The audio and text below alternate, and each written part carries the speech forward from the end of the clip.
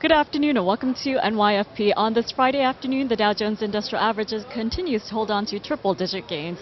Now, the major equity averages are all higher by at least 1%. Joining me this afternoon is Peter Cardillo of Rockwell Global Capital. Peter, good afternoon. Thanks for joining me. My pleasure. Well, we finally made it to Friday and we got the U.S. jobs report for the latest month. The non-farm payrolls expanded by 175,000 and unemployment ticked higher in the latest month.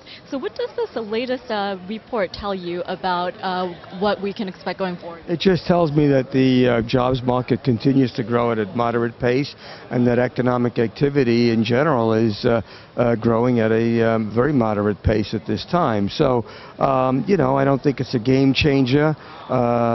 However, we do see a contrast in the markets today.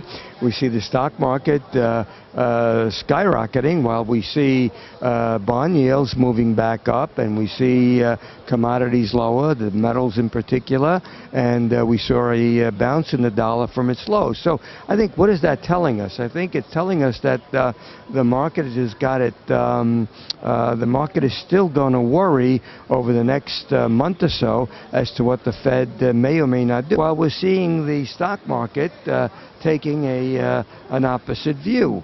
And I kind of suspect that the stock market is probably right. I think that, the Fed is going to stay on hold until the end of the year.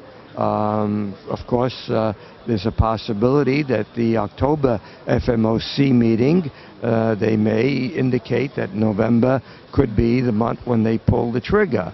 That is in reducing quantitative easing. So that brings us pretty much close to the end of the year.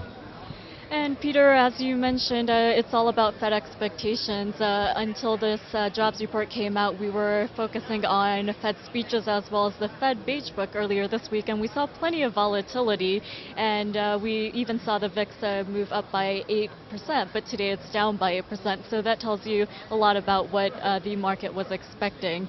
But in terms of the ECB, they left rates on hold after their meeting, and we saw ECB President Mario Draghi today that he doesn't expect rates to go into negative territory. But what do you make of the gathering and his comments?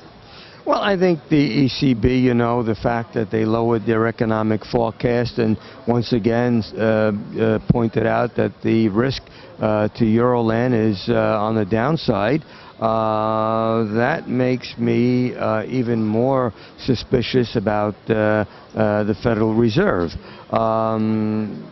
The Beige Book this week certainly pointed out the slow, moderate growth, and of course, what's happening in Asia, where there's a lot of volatility, especially in the Japanese market. I think that's probably even more of a concern than the Federal Reserve right now. So bottom line is, I think that we stay status quo. I think that volatility will continue.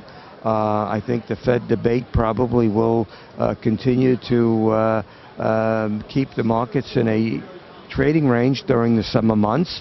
But by and large, I think that, with the global economy showing signs of weakness just from, let's say, the previous quarter, that is a good indication that while the fluctuations in interest rates may continue to impact market volatility, basically we're going nowhere.